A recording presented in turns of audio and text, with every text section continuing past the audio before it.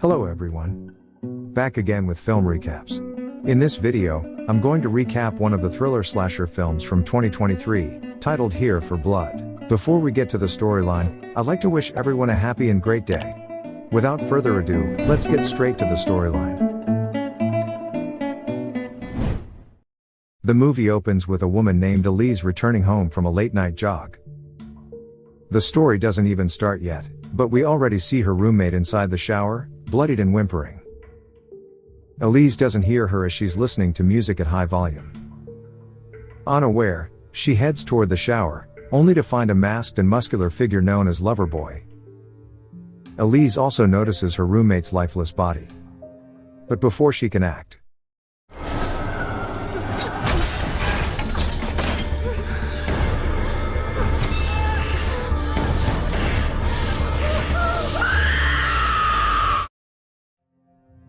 days later, we meet a group of college students, Phoebe, and her friends Christine and Mike, who are a couple. They are studying at the library as their exam is in less than 48 hours. Phoebe, who is a workhorse, reveals that she has a babysitting job even tomorrow night, and she can't turn it down because the money is good. Upon hearing this, Christine advises her to ask her boyfriend, Tom, to cover, but Mike doesn't think he's kid-friendly. Elsewhere, we see Tom, the brutal man they were suggesting to cover the babysitting job, fighting in a professional wrestling match in an arena. He emerges victorious after a long and grueling fight, but his reward is a pathetic $20. This leaves him extremely disappointed, but he has no choice but to accept it, as he's broke as hell. When Tom gets home, he shows Phoebe a missing poster for Elise, and this leaves her shocked as the two were in the same college. Phoebe then asks him to babysit a kid named Grace tomorrow night, as she needs to study for her exams. Tom initially refuses, as he'll look like a creep, but when she stresses how much she needs the money, he has no choice but to agree. The next day, Tom arrives at the babysitting house, which is located in a remote area. He meets the couple, Gil and Barb Foster, who are a bit confused to see a man for babysitting, but decide to trust him anyway. We also learn that Grace is not Gil's biological daughter, and he has been married to Barb for 7 months. The couple then leads Tom upstairs to introduce him to Grace, but she's too absorbed in her video games to acknowledge him. Once the couple is gone, Tom locks the front door, unaware of a mysterious figure watching him from a distance. Tom then approaches Grace and tries to be friendly, but she's still absorbed in her video games. Sometime later, Tom orders pizza, and a delivery guy shows up at the house. He appears to be a big fan of the wrestler and eagerly requests a photo with him. After a brief chat, the pizza guy departs. He begins smoking his vape in his car when he notices someone in the distance. He thinks it's a peeper, and exits his car to confront them. But just when he reaches a nearby shack, Loverboy appears and slashes his throat in one swift motion, killing the poor guy. The masked man then approaches Tom's car and slashes its tires as well. Inside the house, Tom is making tea for Grace when he gets a text from Phoebe, but he ignores it. Meanwhile, the attic of the house suddenly opens slowly, and two armed, masked guys descend on a ladder. One of them, Bernie, tries to terrorize Tom in the kitchen, and the wrestler asks who the hell he is. At the same time, the second guy, Spinhead, advances toward Grace and freaks her out. Downstairs, Tom hears the scream, and Bernie orders him to lie down on the floor, but the wrestler doesn't oblige, and throws a kettle full of boiling water at Bernie, scalding his face. Tom then grabs him, and shoves his face onto the stove, causing him to scream in pain before finally passing out. Next, Tom rushes upstairs and is shocked to see Spinhead holding Grace. They engage in an intense stare-down, during which Grace manages to run away from the scene. Tom hits Spinhead multiple times, but the latter stabs a knife into his foot.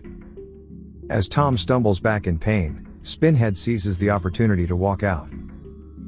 Later, we see Grace hiding under her bed, trembling as Spinhead enters the room.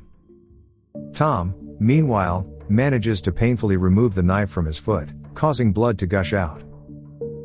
Soon enough, Spinhead tracks the girl, but before he can hurt her, Tom bursts into the room and attacks him with a flurry of blows, until Spinhead gets knocked out cold. He then grabs a rope and ties the Spinhead's hands, making sure he can't attack again. Elsewhere, we notice that Bernie has regained consciousness in the kitchen. Tom's phone, which is on the counter, gets another text from Phoebe, so Bernie urges her to come to the house. Shortly after, Tom and Grace arrive in the kitchen, only to find the phone is gone and Bernie is missing. Tom, now on edge, grabs a knife, and decides to leave the house with Grace. And this is when Tom learns that the pizza guy is dead and his car tires have been slashed, so they rush back inside and lock the door behind them. As Tom wonders how the thugs got inside the house, his attention is shifted to the attic. He opens its door, and peers inside, where he notices a skull and other unsettling items belonging to a demonic cult. This spooks Tom, so he quickly descends back down, and urges Grace to lock herself in the bathroom. He then heads to interrogate Spinhead, demanding to know what they want. And so, Spinhead openly reveals that they want the child, and the other girl, meaning Phoebe. Upon hearing this, Tom's anger boils over, and he punches Spinhead before storming out of the room. At the same time, Phoebe arrives outside the house with Mike and Christine. They head to the front door, but no one opens it, so Phoebe texts her boyfriend. Unbeknownst to them, Loverboy has quietly snuck inside their car. Phoebe soon receives a text saying boo, right when Bernie appears behind her and grabs her roughly. The coward Mike quickly runs to his car, while Phoebe manages to elbow Bernie. She then sprays a liquid on his injured face, causing him to scream and flee. Just then, Tom finally comes out, while Mike starts the car to flee, unaware that Loverboy is sitting right behind him in the backseat. The others try to warn him, but it's too late.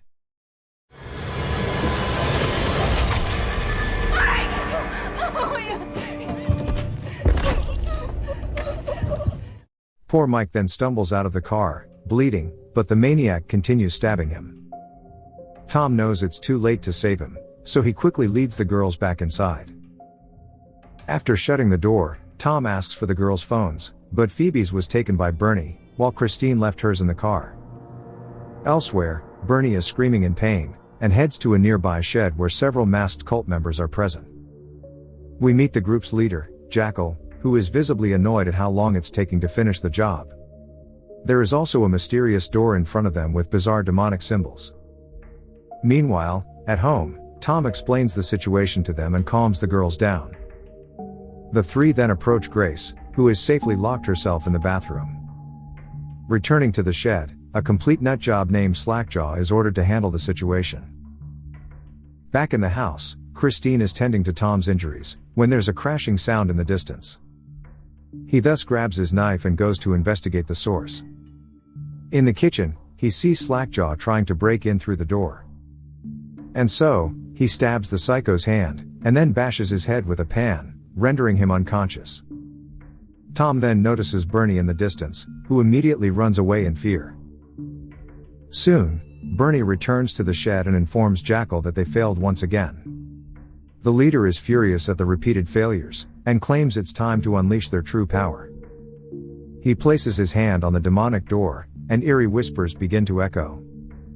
As a result of the bizarre ritual, we see Spinhead screaming, and breaking his restraints.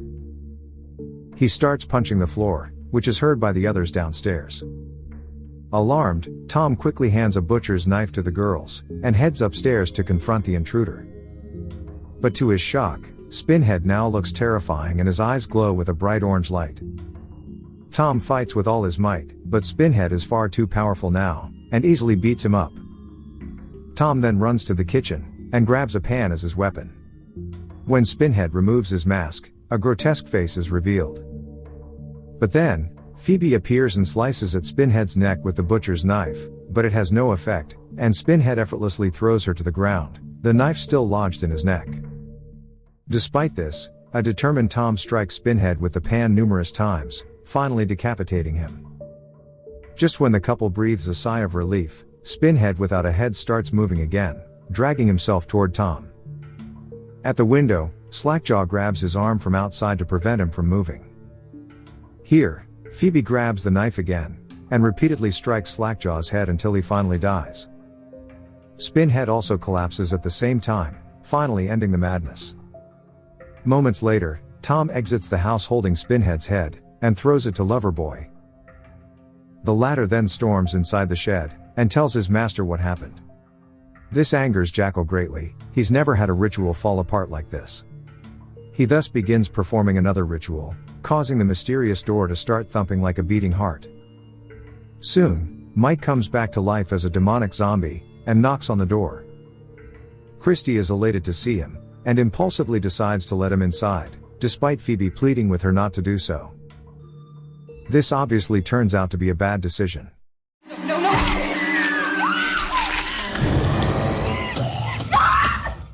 Mike then grabs Phoebe, and tries to bite her as well, but Tom shows up just in time, and begins fighting him. With the help of his girlfriend, Tom overpowers the zombie, and splits his head apart with some wrestling moves. Meanwhile, a distraught Phoebe desperately tries to save Christine, but it's too late, and she passes away. Just then, Gil and Barb return to the house, and are horrified by the blood and dead bodies. Tom explains the situation to them, and takes Gil to the attic, showing him the skull and the demonic artifacts. However, Tom is unable to understand how the attackers got inside in the first place, and it all feels like it was planned. And then all of a sudden, somebody had to let them in, Gil. Downstairs, Loverboy also arrives, and Barb scolds him for failing to manage the situation. In a shocking twist, it's revealed that even the parents are involved with the cult, and plan the whole thing. Gil then joins them, and the deranged couple reveals that their goal is to die together as a family, in honor of the Eternal Ones, so they can live forever in paradise. Even worse, none of this will be possible without Phoebe, as the Eternal Ones demand the sacrifice of young women. The couple then forcefully grabs Grace and Phoebe, leading them to the shed for the ritual. Meanwhile in the attic, Tom finally is approached by Loverboy. The wrestler wants to fight, but Loverboy activates the creepy skull, which turns out to be the first leader of the cult, known as the Head. He suddenly begins to scream, "Feed me." So Loverboy assures him that he will. Elsewhere, as the crazy couple is dragging the girls to the shed, Grace says she needs to pee. In the attic, Loverboy grabs Tom and tries to feed him to the Head, who opens its mouth in excitement. Gil also returns to the house with Grace to let her use the bathroom. But she grabs a knife from there, and stabs him in the leg, causing him to flee in agony. Meanwhile, Loverboy is on the verge of feeding Tom to the Head, but Grace intervenes and stabs him in the back. This enrages Loverboy, and he tries to attack her, but Tom chucks him into the Head instead. The macho's scalp is devoured in a matter of seconds. Seeing this, Tom delivers one final blow to finally end his life. Elsewhere, Gil arrives at the shed, and yells about how Grace stabbed him. This greatly annoys Jackal, so he orders the couple to find Grace, as the ritual won't work without her. Meanwhile, Tom and Grace stumble upon a shack filled with weapons, where they find Pizza Boy's dead body. Tom takes the car keys from his pocket so they can leave. Moments later, Gil and Barb come across Grace with Tom, and they have the Head with them. Tom gives them an ultimatum: get Phoebe so they can leave, or he'll destroy the Head. This deeply worries Gil, who tells Tom they need to talk to their leader first. Soon, Jackal arrives with his sidekick, Meat, and explains to Tom that they can't give Phoebe up, as she's needed for the sacrifice. He warns that if the sacrifice doesn't go ahead, there will be death on an unimaginable scale. But the strong unofficial babysitter doesn't seem to care, and immediately splits the Head in half. Seeing this, a disappointed Jackal orders Meat to kill Tom, and bring the girl alive. After Jackal leaves, Meat and Tom begin fighting with each other. Meat proves to be very strong, making it difficult for Tom to overpower him.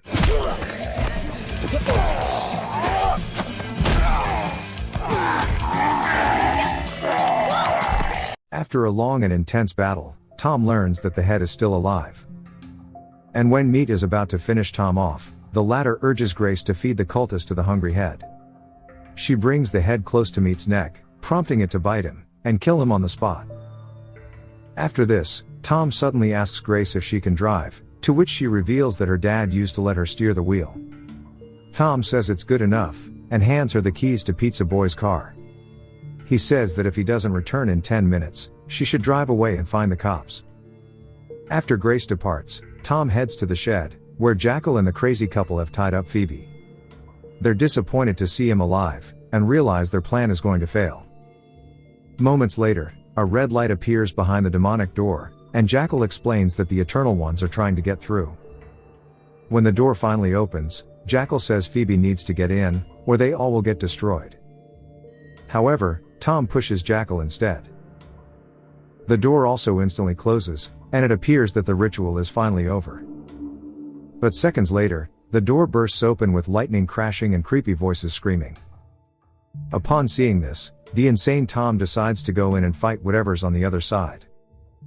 But just as he's about to enter, he's punched in the face by someone. It turns out to be Jackal, now returned with the powers of the Eternal Ones. Gil begs for forgiveness, but Jackal throws him through the doorway instead. He then declares that since the contract was broken, he will now bring pain and misery to all of them. Now they all have to be his slaves and serve him for eternity. But his tough speech is interrupted when a car suddenly crashes into him out of nowhere, and the impact hurls him into the other dimension and finally destroys him for good. It turns out to be Grace who drove the car. The group then proceeds to leave when, all of a sudden, Meat, who turns out to still be alive, knocks Tom over and presses down on his chest with his foot. Seeing this, Phoebe and Grace grab a metal hook, and drag it straight into Meat's neck. They then pull down hard on the chain. Tom, now free, also rushes to help them, and this finally rips Meat's head off and finishes him for good. Seeing this, Barb tries to hype them up, but an annoyed Phoebe punches her in the face. In the final scene, the 4 survivors get into a car, and drive away from the house. Just then, someone shows up, and it turns out to be Bernie, who is still alive. His eyes are glowing as he holds the head, who is screaming, "Feed me." Okay guys, thanks for watching. See you again in the next video.